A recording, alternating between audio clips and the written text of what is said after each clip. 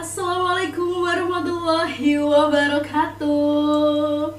Apa kabar Genbiers? Kembali lagi bersama kami Genbi, Komisariat UIN Said Ali Rahmatullah Tulung Agung. Tentunya dalam podcast Genbi volume ke-4. Oke, kenalin, saya Adinda Wahyu dari tentunya Genbi Komisariat UIN 1 yang akan menemani Genbiers selama 30 menit ke depan, tentunya dalam podcast hari ini yang membahas sebuah tema yang luar biasa, yakni gemilang masa depan negeri dengan literasi sejak dini. Oke, dan kalau kita bicara nih masalah Genbi, tentunya tidak jauh dari yang namanya literasi, yang mana mengingat bahwa Genbi ini adalah komunitas sosial yang mana besar harapan kita nih sebagai anggota Genbi dan juga mahasiswa untuk bisa bermanfaat bagi masyarakat. Tentunya dengan analisis prospek dan tantangan nih sumber daya manusia di bidang literasi ini seperti apa, ini kayaknya penting banget untuk kita bahas guna untuk mewujudkan tugas kita dan tanggung jawab kita sebagai frontliner dari Bank Indonesia. Untuk itu, kami telah menghadirkan narasumber yang luar biasa. Ada Bapak Anang Prasetyo, pendiri dan pembina komunitas Padang Jinglang. Apa kabar Bapak? Baik sekali, Alhamdulillah Mbak Dila. Alhamdulillah. Assalamualaikum. Waalaikumsalam. Oke, baik Bapak, boleh dijelaskan sedikit komunitas Padang Jinglang ini sebenarnya seperti apa? Ya, jadi komunitas Padang Jinglang sendiri itu adalah aslinya komunitas bermain, cerita, bernyanyi untuk anak-anak. Tapi dalam perkembangannya akhirnya melibatkan mahasiswa karena ternyata banyak teman-teman saya yang ingin terlibat di dalamnya agar dia bisa menguasai teknik bermain untuk anak-anak, bercerita untuk anak-anak, dan juga berkreasi. Dan pada endingnya ternyata itu adalah menjadi bekal para mahasiswa itu untuk menjadi orang tua. Jadi kayak semacam materi parenting itu akhirnya. Gitu Madina. Oke, jadi dalam lingkup literasinya ini untuk anak dan juga mahasiswa ya? Iya, betul sekali. Oke. Saya tertarik Bapak dengan kata-kata literasi ini. Sebenarnya ruang lingkup literasi ini seluas apa Bapak? Ada apa saja di dalam literasi? Iya, jadi dalam literasi yang saya pahami ya, jadi bahwa ketika kita diperintahkan oleh Allah untuk iqra, bacalah. Nah, ternyata bacalah di situ ternyata pemaknaannya luas. Jadi tidak hanya apa yang kita baca dalam artian teks buku, tetapi justru adalah ayat-ayat kauniyah, alam-alam semesta itu. Jadi kejadian-kejadian fenomena kayak saya misalnya tahun 2009 melihat tuh anak-anak kok kenapa ya dia bermain sudah tidak ada lagi seperti zaman saya waktu kecil bermain peta umpet, kemudian permainan gebak soto dan sebagainya sudah tidak ada. Dan itu saya literate bahwa ini anak-anak berbahaya kalau kita biarkan. Karena apa? Saya melihat anak-anak itu hanya terjebak kepada permainan game. Waktu itu kan PS, kemudian permainan-permainan yang notabene menggunakan teknologi canggih lah.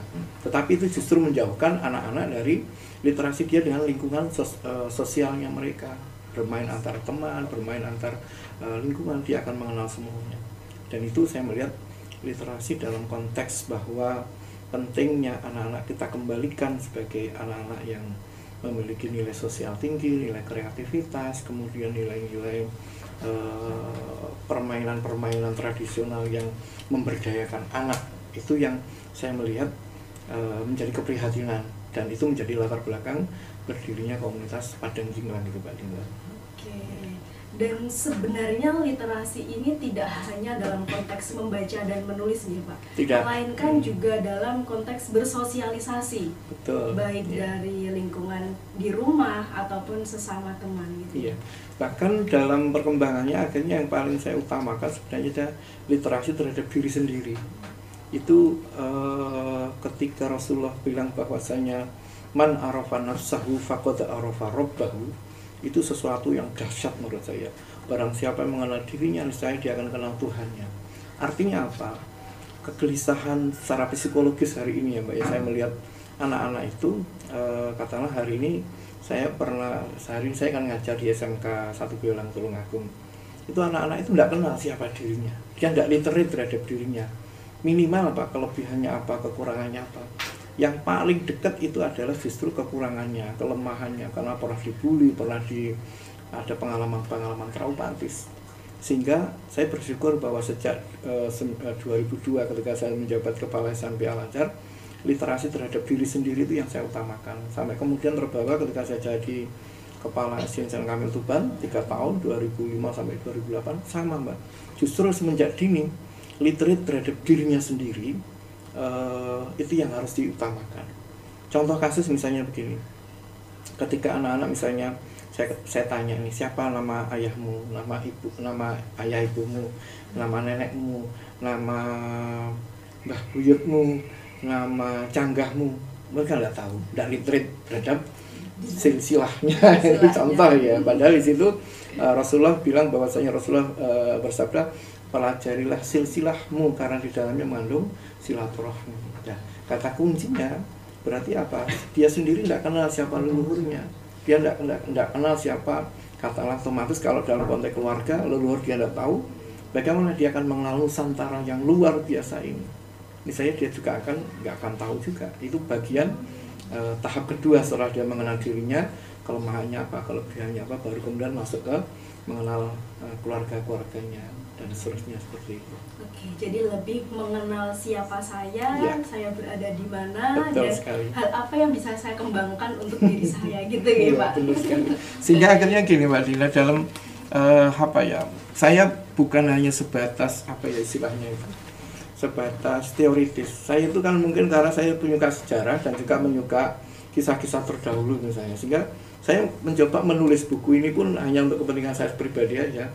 Saya dalam artian kalau Sayyidina Ali kan menyampaikan ikatlah ilmu dengan menuliskannya, maka ilmu tentang silsilah itu saya tulis, sehingga biar nanti kalau suatu saat saya meninggal, anak saya paling tidak literate terhadap ayah saya dulu itu sudah pernah menulis tentang leluhur-leluhurnya.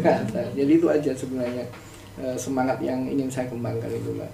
Oke, dan tadi Pak Anang menjelaskan tentang kondisi anak-anak saat ini yang lebih condong kepada gadget, betul kemudian seperti PS, seperti itu. Nah, kira-kira bagaimana menurut Pak Anang menanggapi hal seperti itu, dan urgensinya literasi ini seperti apa menghadapi hal? Baik, ini kan persoalan bersama Mbak ya, dan ini adalah suatu persoalan yang luar biasa tantangannya, karena satu sisi yang namanya teknologi gadget ataupun apapun saja itu seperti pisau yang bermata dua kan. Satu sisi kalau tidak dimanfaatkan dia akan mengiris dirinya sendiri. Terbukti hari ini kerusakan otak kanan itu terjadi karena gadget. Belum nanti kerusakan fungsional dalam tubuh ya. Tetapi sisi yang lain, kalau dia berhasil atau menaklukkan dari teknologi tadi itu, dia akan menggunakan manfaat untuk kehidupan. Dalam artian justru dia menjadi literate dengan namanya teknologi. Dia akhirnya mengakses hal-hal yang positif, tentu saja dengan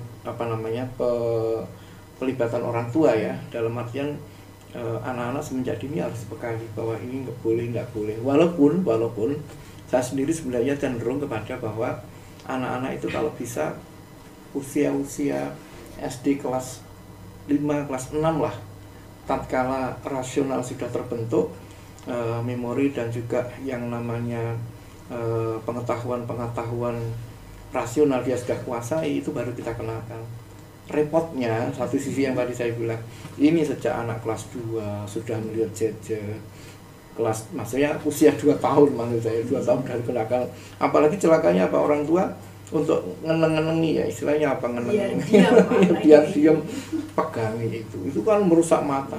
Sampai saya sering melihat, waduh ini bukan literasi lagi kayak begitu, ini menjadi pisau yang bisa merusak dirinya sendiri. Sehingga saya cenderung begini Mbak, karena ini adalah fakta empiris yang harus kita hadapi ya. Sisi yang lain, oke lah bahwa dengan teknologi itu bisa menghantarkan manusia menjadi lebih mudah komunikasi, lebih mudah mengetahui, bahkan mengakses ya literasi-literasi yang apapun saja. Tapi kan itu belum sesuai dengan kebutuhan anak, dan anak mungkin juga belum sampai ke sana. Sehingga saya lebih condong membekali anak-anak itu dengan buku diari itu. Jadi buku diari dalam artian buku diari kreatif ya. Yang saya maksud bukan hanya sekedar dia menuliskan apa yang dia alami, apa yang dia pahami. Nah itu dengan mendekatkan anak seperti ini, bahkan kalau bisa dipakai oleh orang tua, mahasiswa juga, maupun juga para pendidik. Karena guru itu akan menjadi transformer yang akan mengantarkan anak-anak bisa mengenali dirinya sendiri. Jadi kuncinya pengenalan dirinya sendiri ya melalui melalui buku diari itu suruh dia menulis. Kalau nanti hanya melarang, maaf ya, anak-anak sekarang itu kan kalau dilarang jangan main HP, makin ya, dilakuin Pak. itu, kan? Sehingga kalau bisa boleh main HP gitu teknik kalau ingin menangani anak itu boleh kok kamu main HP, tapi hanya seminggu sekali. Senin sampai Jumat atau sampai Sabtu kamu nulis. Baru kemudian itu menjadi persyaratan ini. Menulis apapun saja, boleh gambar, boleh puisi, boleh coretan, boleh apapun saja lah, buku diari ini menjadi jawaban. Sementara ini ya. Dan ini betul-betul saya aplikasikan di dalam ketika saya mendidik itu Mbak, ketika saya ngajar di kelas itu, mereka betul-betul saya suruh gambar dirinya sendiri dulu. Gambar dirinya sendiri. Ada kepala, pada tangan, kaki, biar dia mengenalkan. Setelah itu tulis kelebihanmu apa. Itu rata-rata anak ketika menuliskan kelebihan, dia kan langsung ngomong, Pak, saya itu tidak punya kelebihan saya cuma satu, berat badan. Nah, itu kan begitu ya. Sehingga akhirnya temukan kelebihan sekecil apapun, coba dicek di rapot itu. Karena orang tua sendiri dalam konteks literasi untuk melihat rapot itu kan capaian pengetahuannya. Itu rata-rata, maaf, di situ muncul psikologi yang membahayakan. Apa itu? Ketika melihat rapot, sering kali yang dilihat orang tua adalah yang negatif. Kurangnya maksudnya, nilaimu kok kurang, harusnya apa? Nilai kelebihannya dulu. Oh, pelajaran yang bagus apa? Harusnya kan ke sana. Sama, ini nanti konteks untuk meliterasikan pengetahuan anak. Itu seringkali orang tua secara psikologis tanpa disadari dia membuli loh Mbak. Itu sering saya dapati. Melihat anak itu hanya kekurangan, kelemahan. Nanti dalam konteks lebih luas kalau masalah parenting, karena saya kebetulan sering isi parenting itu, suami dan istri juga gitu, yang dilihat adalah kekurangannya, kelemahannya, sementara kelebihannya nggak dilihat. Kurang lebih seperti itu kalau kaitannya dengan sekaligus jawaban ya Pak ya terhadap persoalan mengenai gaget dan seterusnya itu. Padahal Pak ya, ketika kelebihan anak ini dapat dikembangkan, ya, itu akan lebih pesat ya Pak, hasilnya akan lebih sangat progresif. Betul sekali. Sehingga ketika anak-anak sudah mengenal, saya punya kelebihan tuh. Itu anak-anak baru sadar loh Mbak. Jadi, ya saya punya kelebihan ini yang seringkali saya tidak menyadari dia melihat. Karena apa? Empat lingkungan yang melingkupi setiap manusia, yaitu murid, anak, orang tua, apapun saja kan ada 4 ya pilarnya. Jadi yang pertama dirinya sendiri, yang kedua guru atau orang tua, yang ketiga guru, dan yang ketiga adalah teman-teman lingkungan. Ini sangat memiliki progres yang bagaimana itu akan terbentuk dari 4 ini. Satu, kalau dirinya itu memandang bahwa dirinya itu memiliki kelebihan, karena biasanya didukung oleh orang tua yang memiliki pendidikan yang baik terhadap anaknya. Jadi dia paham, misalnya maaf, seringkali saya contohkan ya, kalau untuk mendeteksi literate terhadap dirinya sendiri itu, saya itu pandai dalam apa? Ini sederhana ini. Tangan saya seringkali, ayo coba satukan tangan gini. Ya, gitu kan. Kalau Mbak Dina, kalau Mbak Dina itu adalah otak kiri saya gitu ya. Saya itu otak kanan. Otak kanan itu kelebihannya. Jadi kalau otak kanan itu kan dia kelebihannya di aspek kreativitas, bahasa, seni dan sebagainya. Sebaliknya, kekurangannya apa? Saya itu kekurangan di administrasi, matematika, otak kiri kan sama matematika gitu. Dari situ kan akhirnya, saya paham, saya kekurangannya di sini, sehingga kita berani untuk memaafkan. Sebaliknya yang otak kiri, kelebihannya pada sisi kecakapan matematika, administrasinya bagus, tertib, disiplin, kan begitu lah Pak. Sementara kekurangannya adalah dia biasanya kurang kreatif dikit. Dan sehingga ketika kita tahu kelebihan dan kekurangan, akhirnya kita bisa paham, tidak blaming.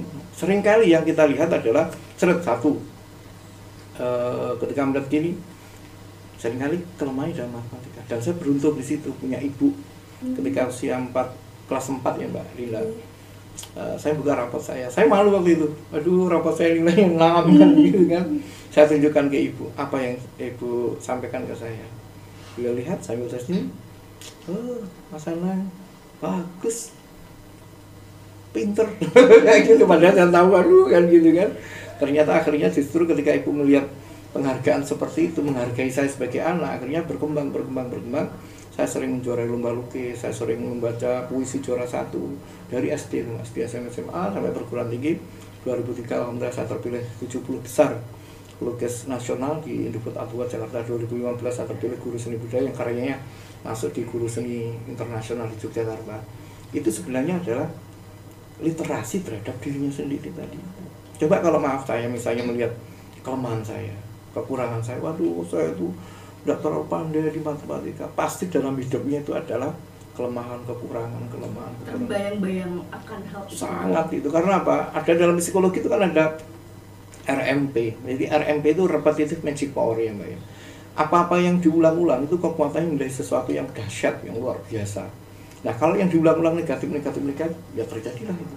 Kalau dalam bahasa hadis kan, ana indadzoni abibi, aku kata Allah tergantung prasangka hambaku kepada aku. Kalau hambaku itu menyangka bahwa aku itu lemah, ya itu yang terjadi. Dan akhirnya pemahaman terhadap diri itu akhirnya ini terbawa ketika ini Mbak, ya saya bersyukur ya, ini oleh Allah saya diberikan ilmu sedikit tentang kegelisahan membaca. Saya pada saat itu literate dalam konteks pelajaran seni. Itu seringkali, dan ini kalau sudah saya buktikan berbagai training saya, mungkin ribuan ya, banyak training baik SD, SMP, SMA, perguruan tinggi, guru, karyawan, dosen dan sebagainya. Ketika saya suruh gambar, coba gambar pemandangan, muncul di sana 2 gunung, matahari, ada jalannya. ada jalannya, oke. Ada sawahnya gitu. Sawahnya kan seperti itu kan yang terjadi. Dan itu, aduh kok begini ya kan begitu. Yang kedua, persoalannya adalah ketika anak menggambar pakai pensil itu selalu dihapus gitu. Akhirnya ini tidak pede bagi saya. Akhirnya muncullah 2016 itu saya dapat ilham, kayaknya ini kalau diaktifkan memori bahagianya anak pada kondisi gelombang alfa itu insya Allah akan bagus nih. Jadi waktu itu literasi yang saya maksud ini akan masuk ke dalam literasi terhadap selain dirinya, juga mengulik tentang kebahagiaan yang dia miliki. Jadi menggambar dengan memori bahagia itu menjawab persoalan anak yang merasa tidak percaya diri, anak yang tidak kreatif, gambarnya begitu-begitu saja. Termasuk juga anak menjadi percaya terhadap dirinya sendiri. Nah AMP itu, maaf ini tidak apa-apa ya saya tambahkan sana ya Mbak, karena AMP itu aktivasi memori bahagia yang proceeding seminar kami diterima di pihak isi itu semakin. Jadi 2016 saya mendapatkan ini, 2020 proceeding seminar saya diterima di pihak isi, itu saya semacam saya melejit gitu loh Mbak. Jadi oh kalau begitu literasi ini harus saya tingkatkan yang lebih powerful lah, anggapnya begitu. Karena terbukti alhamdulillah dengan izin Allah bahwa workshop ANB yang saya selenggarakan hari ini di 33 desa di Tulungagung, alhamdulillah ini baru menginjak yang ke-22, itu mampu menstimulasi anak untuk bersikap bahagia terhadap dirinya. Oh, saya itu punya kebahagiaan loh, satu. Yang kedua, dengan kebahagiaan itu kan saya awali dengan saya minta anak-anak menggambar. Karena gambar itu adalah jiwa ketok. Jadi jiwa yang nampak, kata Sujoyono ini ya. Jadi jiwa yang nampak itu melalui gambar. Ketika dia mampu menggambar kreatif tentang kisah bahagia yang sendiri, itu mereka kayak semacam wow, saya bisa dong gambar kayak gini gitu loh Mbak. Jadi saya merasakan kegembiraan itu. Ya, walaupun ada beberapa 1, 2, 3 anak itu yang ketika gambar menangis gitu. Kenapa Pak kok bisa? Nah itu dia. Saya sebagai penemu AMB ya, aktivasi memori bahagia sebagai ide penciptaan karya seni itu kan menjadi bertanya-tanya kan, loh Mbak ini kisah bahagia apa bukan? Iya Pak, ini kisah bahagia saya, sampai saya menangis kan begitu. Oh selesai kan gitu ya. Tapi ada juga yang menggambar satu anak, tangan kanan dipegang bapaknya, tangan kiri dipegang ibunya, dia nangis karena apa? Ini adalah pengalaman bahagia saya yang terakhir Pak. Ada apa? Karena setelah ini ayah ibu saya bercerai. Disitulah saya nangis gitu Pak. Jadi semula yang dari persoalan yang sederhana, ternyata nggak sesederhana itu ya. Jadi AMP yang saya kembangkan itu kan ada landasan pedagogiknya, yang kedua psikologinya, tiga neurologinya, motivasi dan komunikasi. Dari situ semua terangkum itu, Mbak. Jadi mereka akhirnya selain literate terhadap dirinya sendiri, saya tuh punya kebahagiaan ya. Yang kedua dia mampu mengkomunikasikan dalam bentuk gambar, dalam bentuk puisi, dalam bentuk lagu, dalam bentuk cerpen, komik, kemudian membuat quotes kebahagiaan terhadap dirinya. Bahkan kemarin ada naskah drama yang bisa dibuat dari kisah bahagia itu sampai kemudian dipentaskan. Ada beberapa yang bikin film. Luar biasa dampaknya memori bahagia ini ya Pak. Jadi memori bahagia itu semacam semangat dan inspirasi bagi anak-anak untuk bisa lebih berkarya. Betul sekali. Dan mendalami siapa saya. Iya. Seperti itu ya Pak. Benar. Oke Pak, kalau tadi kita sudah membahas tentang dari segi psikolognya. Betul. Sekarang saya ingin menuju ke ranah yang religinya nih Bapak. Oke, seberapa penting dan urgent literasi di bidang religi ini? Iya, jadi tadi yang saya bilang bahwa man arafa nafsahu faqad arafa rabbahu itu menjadi pintu masuk untuk mengenal Tuhannya. Karena religi yang saya pahami itu adalah spiritualitas paling utama kan dia mengenal Tuhannya. Jadi ketika katakanlah kisahnya Ibrahim kecil itu mencari Tuhan, itu kan dia bertanya kepada ayah ibunya, kepada bapaknya dia ditanya, siapa Tuhan itu ayah? Tuhan itu yang ada di alun-alun, setelah didatangi ada patung yang besar. Dia berusaha mencari tahu. Jadi yang saya pahamkan bahwa untuk literasi di usia anak-anak dini, usia golden age 0 katakanlah sampai 7 tahun atau 5 tahun, ada beberapa teori mengatakan begitu. Yang paling utama harus kita kenalkan dengan siapa Tuhannya. Karena apa? Daripada anak ini akan mencari Tuhan sendiri gitu.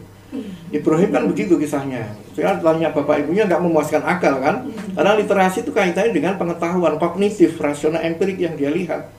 Dia akalnya berjalan ketika usia-usia 7-8 tahun, pasti anak-anak itu akan bertanya, siapa Tuhan saya?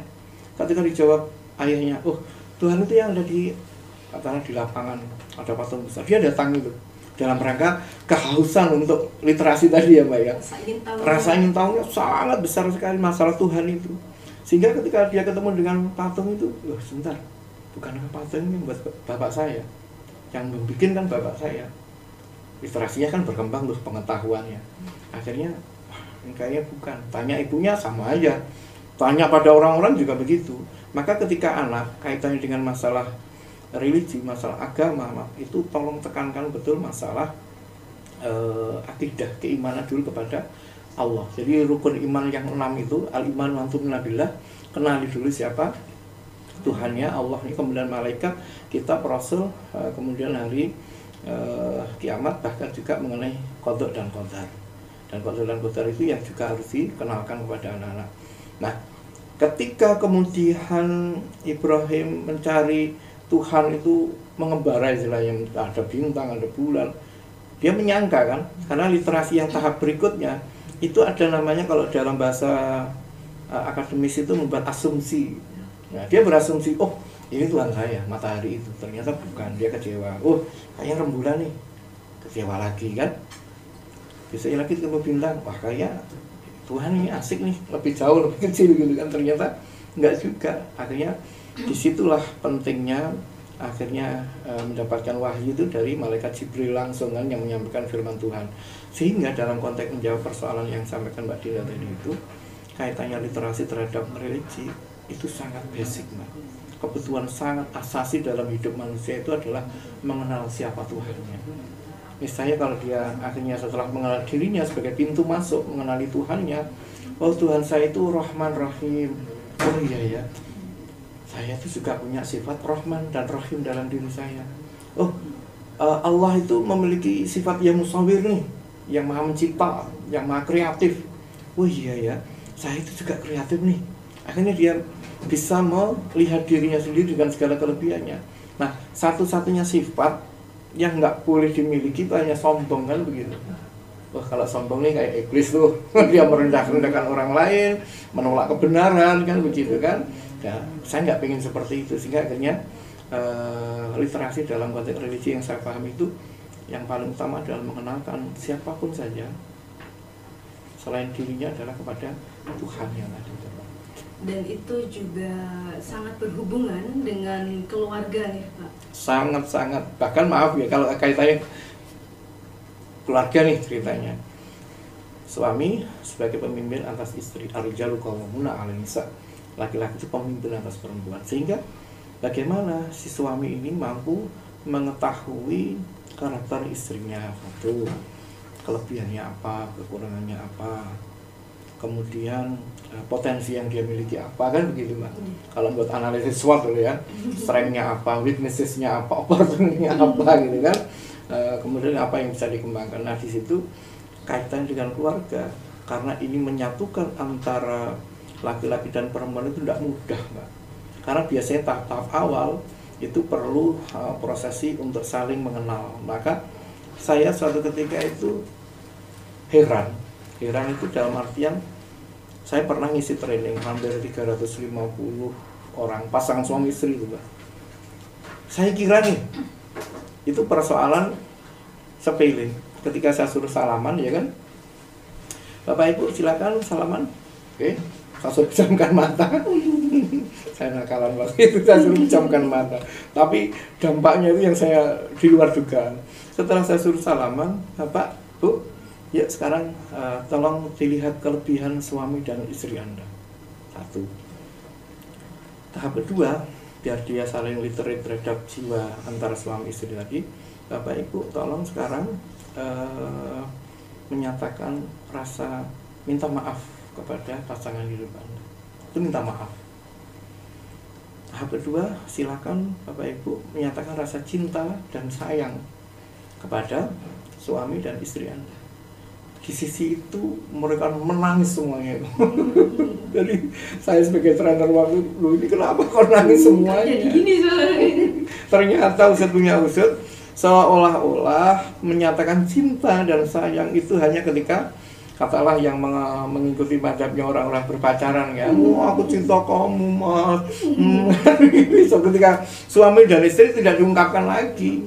Nah itu yang menjadi apa ya kuncinya tadi, ternyata justru cinta dan kasih sayang itu dirawat, dikembangkan, disuburkan, ditumbuh-suburkan dengan kita saling minta maaf, menyatakan cinta dan sayang tadi itu, sehingga akhirnya mereka tumbuh tuh kesuburan dalam cinta yang dalam dirinya tadi.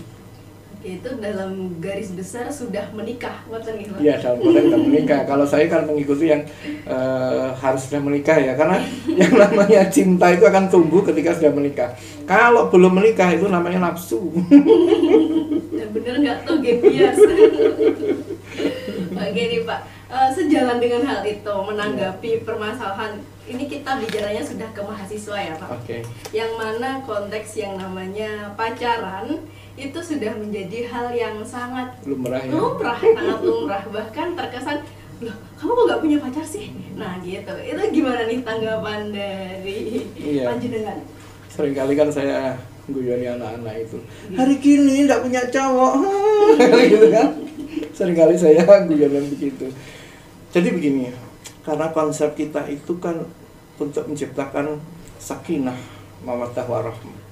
Sakinah, kedamaian, ketentraman, kedamaian dalam berkeluarga itu justru dibangun ketika dua orang yang memiliki kesucian dirinya, baik suci pikiran, suci hatinya maupun suci badannya. Pramuka kan begitu ya, suci pikiran, suci badan dan juga batin dan juga suci badan. Perhatikan bagaimana akan memunculkan sakinah, kedamaian tatkala dua orang laki-laki perempuan ini yang belum diikat oleh yang namanya ijab qabul, itu mereka sudah bersentuhan secara fisik, berciuman ataupun melakukan hal-hal yang lain. Maka di situ akhirnya bukan kasih dan sayang lagi, itu semuanya murni nafsu yang dimiliki oleh atau horizontal lah katalah, ada yang memahami itu naluri dasar manusia yang akhirnya mensuci atau menciderai terhadap kesucian sakralitas pernikahan. Maka yang terjadi banyak kasus perceraian. Itu karena itu. Baru aja kemarin saya menyatukan dua keluarga, kapan hari saya sudah ya Allah gak bisa disatukan. Kebetulan kan di rumah kami Mbak Dina itu setiap ya sering kali banyak pasangan suami istri yang datang untuk curhat dan sebagainya. Nah selesainya itu kalau ada kasih dan sayang tadi itu, saling minta maaf, menyatakan cinta dan sayang. Nah kalau kemudian mahasiswa yang harusnya dijaga sucinya pikiran, sucinya hati, dan juga sucinya jasmani, fisik seseorang, insya Allah itu akan menghantarkan dia kepada keluarga yang sakinah mawaddah warahmah. Tapi kalau kemudian itu sudah ternodai, ini yang eman gitu loh maksud saya itu. Karena ibaratnya kayak kita HP nih contohnya nih, saya sering buat kayak percontohan kayak gitu. Coba ambil pegang HP, anak-anak ini ada HP baru yang masih great dengan HP yang sudah second nih, pilih yang mana? HP yang baru, kan begitu kan?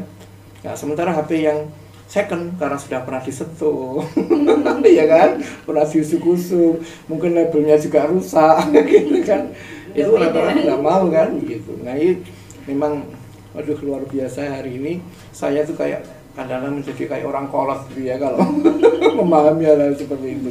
Itu aja Mbak pesan saya, jaga sucinya pikiran, sucinya hati, dan sucinya jasmani sampai kemudian adanya ijab kabul. Nah setelah itulah muncul kasih sayang sejati. Jadi teman-teman Genbiers dapat wejangan hari ini, boleh tetap dijaga kesuciannya. Kalau masalah suka sama dia, ya it's okay, nggak apa-apa. Tapi ingat tetap dijaga baik kesucian dari pikirannya, perkataan, perbuatan, dirinya, seperti itu. Nah Bapak, melihat fenomena yang bahkan dari anak-anak seperti itu, kemudian mahasiswa pun juga yang seperti telah Panjenengan jelaskan, kira-kira nih peran kita sebagai mahasiswa itu sendiri Pak, untuk bisa saling mengingatkan kah, atau seperti apa peran kita ini dibutuhkan itu sebesar apa menanggapi kasus-kasus yang sedemikian? Jadi karena asumsikan bahwa kita itu memiliki kelebihan sekaligus kekurangannya ya Mbak ya, fokuslah kepada kelebihan teman-teman mahasiswa semua. Nah kemudian dengan kelebihan yang Allah berikan, baik bakat, talenta, kemampuan, apapun saja kelebihan-kelebihan itu, jadikan dia sebagai energi untuk kebermanfaatan kepada sesama. Jadi khairun nasi anfa'uhum linnas, sebaik-baik manusia itu adalah bisa bermanfaat, sekecil apapun manfaat itu. Maaf, saya memberikan contoh, saya itu apa sih manfaatnya untuk baik nanti kalau saya berkeluarga ya, untuk keluarga, untuk masyarakat, atau untuk anak-anak. Kebetulan karena basic saya itu adalah ya pelukis, ya guru ya Mbak ya, saya bisanya hanya sebatas anak-anak saya ajak gambar, ya udah gambar itu aja, dan itu menjadi gerakan seni rupa kebahagiaan. Jadi saya keliling 33 desa itu tidak ada yang bayarin Mbak, karena apa ya, satu saya senang, passion saya kan di situ gitu ya. Maka temukan passion Anda, temukan kegembiraan lah kalau saya bahasakan, kegembiraan mahasiswa itu apa? Oh saya itu senang hiking, oke. Silakan Anda hiking kemana-mana, ajak bikin komunitas untuk mencintai lingkungan misalnya, maaf, atau untuk ketika berada di gunung bikin lukisan atau bikin gambar misalnya.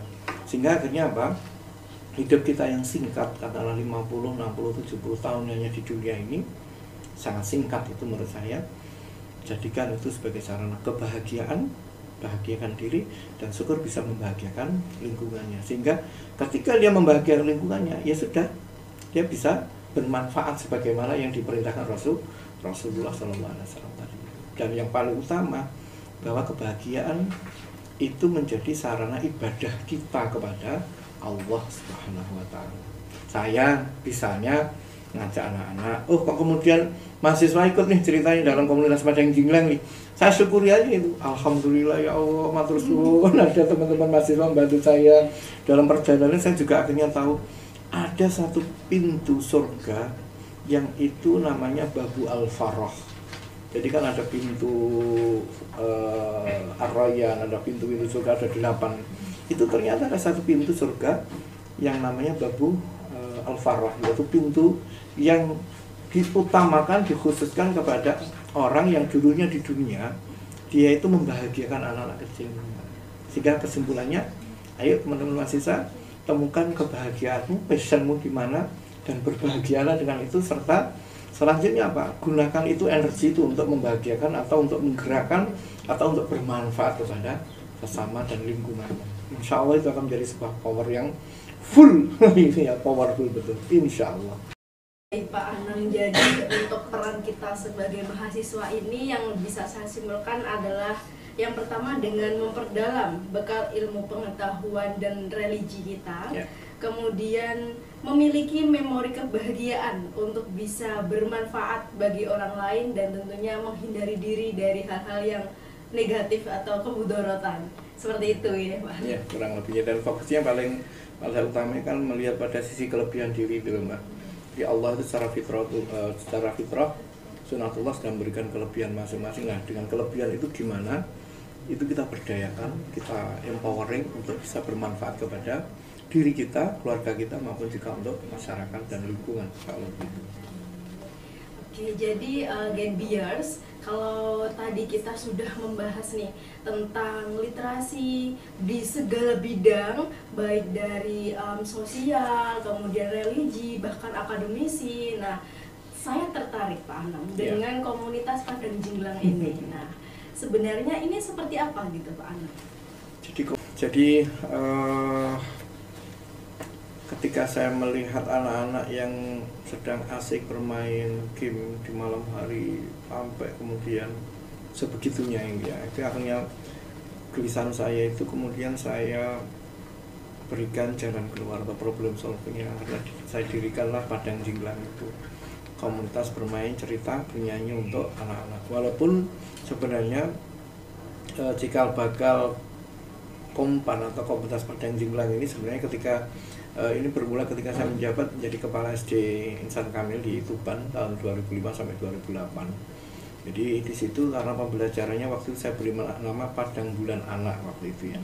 Karena saya belajar betul dari M. Hairul Najib Danun, guru kami, bahwa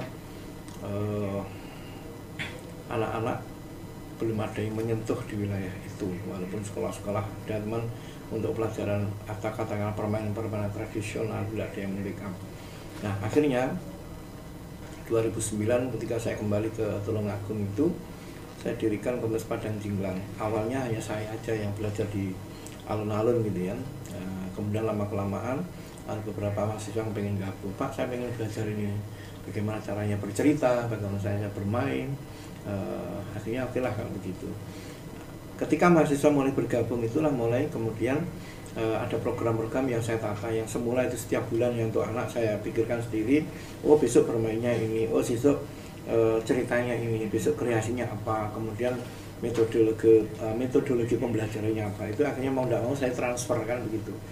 Jadi komunitas Padang Jinglang akhirnya ada transfer knowledge, apa yang saya miliki, metodologi pembelajaran yang tepat untuk materi bermain ini apa begitu. Nah, itulah yang kemudian terjadilah transformasi pembelajaran, pendidikan belajar, kalau bahasa sekarang sinau bareng. Karena saya sendiri faktanya juga belajar dari teman-teman mahasiswa, sehingga akhirnya itu berjalan sampai ada 8 angkatan mahasiswa itu Mbak. Dan hari ini alhamdulillah di Komunitas Padang Jinglang sudah outputnya, ada yang sudah jadi kepala sekolah, ada yang jadi guru, ada yang jadi orang tua yang akhirnya dia mendirikan komunitas sendiri kayak begitu. Itu yang saya syukuri itu. Dan anak-anak itu yang waktu masih kecil sekarang sudah jadi mahasiswa dan semuanya, dan kemudian tergerak juga untuk menyelenggarkan hal yang sama. Nah, kemudian karena ini terkait dengan literasi ya, itulah yang kemudian saya bukukan pengalaman kami di dalam mendidik anak, pengalaman kami di dalam menggerakkan mahasiswa. Itu akhirnya kami bukukan, ada beberapa buku, ada yang ini adalah khusus mengenai Padang Jinglang, kemudian ada yang menggambar dengan memori bahagia dan seterusnya. Bahkan dalam perkembangannya ini saya murni memahami hakikat doanya Rasulullah itu kan, Rabbi zidni ilma, Tuhanku tambahkan aku ilmu. Jadi semakin kesini akhirnya bertambah begitu loh, saya memahaminya begitu ya. Alhamdulillah saya bersyukur. Kemudian di tahun 2016 muncullah buku menggambar dengan memori bahagia ini. Kemudian tahun 2020 proceeding seminar saya diterima di ISI Jogja, itu menjadi penyemangat bagi kami di komunitas Padang Jinglang untuk semakin bergerak kepada masyarakat dalam wilayah kreativitas, bermain, cerita, dan bernyanyi. Dan ini alhamdulillah tahun 2022 ini kami sudah keliling di 33 desa targetnya, sementara di 22 desa. Dengan apa? Ya tadi itu, bermain, cerita, bernyanyi, berkreasi, sajak, gambar. Menjadi pintu masuknya tadi. Jadi komunitas Padang Jinglang akhirnya dalam perkembangannya mereka muncul sosok-sosok yang kreatif. Akhirnya mereka sempat menyelenggarakan pameran lukisan bersama. Jadi pameran lukisan bersama di waktu itu di Kedai Kosim. Kemudian kita menyelenggarakan pameran. Kemudian di situ ada pembacaan puisi, ada stand up komedi, kayak gitu loh Pak. Jadi apalah yang bisa berkembang. Jadi sesuai dengan tuntutan. Kayak misalnya teman-teman itu ada yang kemarin itu menemukan sebuah metode teknik Pak. Saya punya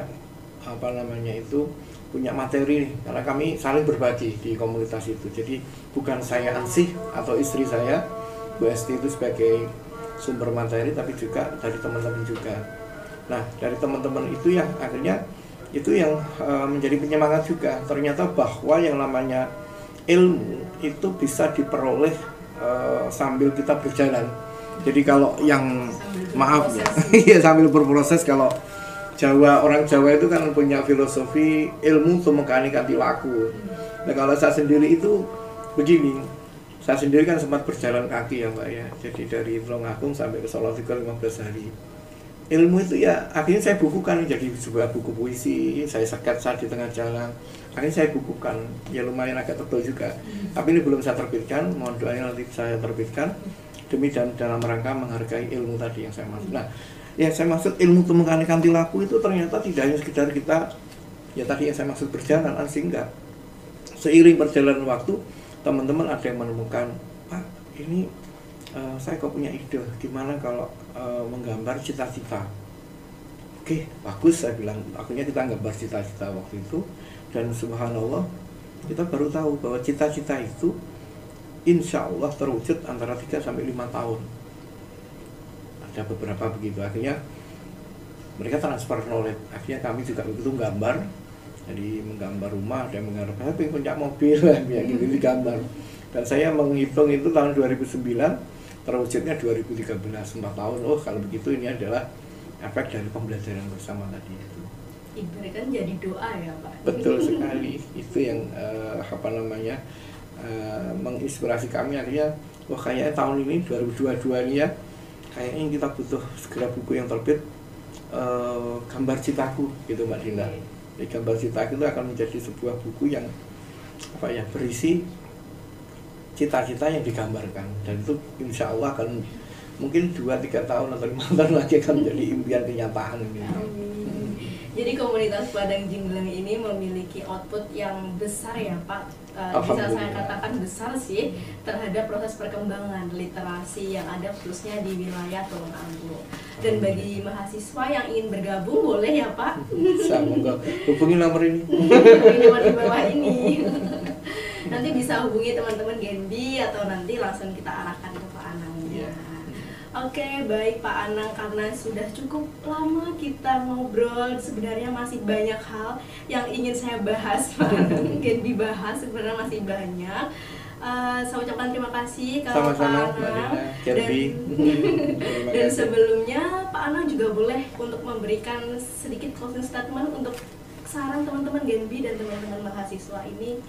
Ya, bahwa mahasiswa itu sebagai sebuah generasi emas, di mana fokuskanlah kepada kelebihan-kelebihan yang Allah berikan kepada diri Anda masing-masing. Dengan kelebihan, fokuslah pada kelebihan sebagai bentuk kesyukuran.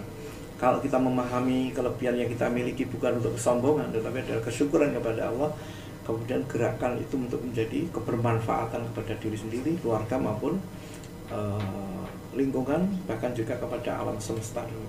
Maka niscaya khairun nasi anfa'uhum linnas, sebaik-baik manusia itu adalah bisa bermanfaat kepada umat, kepada masyarakat. Itu akan menjadi sebuah power yang sangat kuat untuk menjadikan Indonesia, menjadikan diri kita minimal, masyarakat kita, bahkan Indonesia, bahkan Nusantara ini akan mempengaruhi dunia yang lebih mulia dan lebih baik lagi. Insya Allah demikian. Oke, dan mari kita wujudkan bersama-sama tentunya dengan mengikuti komunitas ataupun organisasi yang juga bermanfaat banyak untuk masyarakat. Oke, satu lagi Mbak Linda, saya mau. berharap ketika teman-teman khususnya di Genbi yang 2 tahun digeladi di sini gitu ya, jangan lupa ikatlah ilmu dengan menuliskannya. Sia-sia kalau 2 tahun Anda tidak menghasilkan sebuah buku, karena buku itu adalah kekuatan Anda untuk dikenang di masa depan oleh anak turun Anda. Insya Allah demikian. Luar biasa Pak Anang. Sekali lagi kami ucapkan terima kasih. Sama-sama dari Mbak Genbi. Linda. Ya. Pak Anang telah bersedia untuk bergabung bersama Alhamdulillah, Genbi untuk bisa sharing dan membagikan pengalamannya terkait. Saya juga terima kasih loh Mbak sudah diundang di acara yang luar biasa keren. Alhamdulillah, semoga kita di lain waktu dapat berkolaborasi ya Pak. Amin, amin. Siap, siap. Tentunya juga untuk membantu mewujudkan tugas kami sebagai Genbi, sebagai frontliner, future leader untuk membangun masyarakat juga Pak. Luar biasa insya Allah. Oke, baik, kami ucapkan terima kasih kepada Genbiers yang telah stay tune dari 30 menit yang lalu sampai dengan sekarang. Semoga ilmunya bermanfaat. Dan satu kalimat yang terngiang-ngiang dalam pikiran saya dalam podcast kali ini, yakni kemenangan dan kesuksesan seseorang itu adalah ketika kita bisa bermanfaat bagi orang lain. Oke, saya Adinda Wahyu Dwi Sukma dari Genbi, Komisariat UIN Sayyid Ali Rahmatullah Tulung Agung, pamit undur diri dan sampai jumpa di podcast berikutnya. Wassalamualaikum warahmatullahi wabarakatuh. Genbi, energi untuk negeri.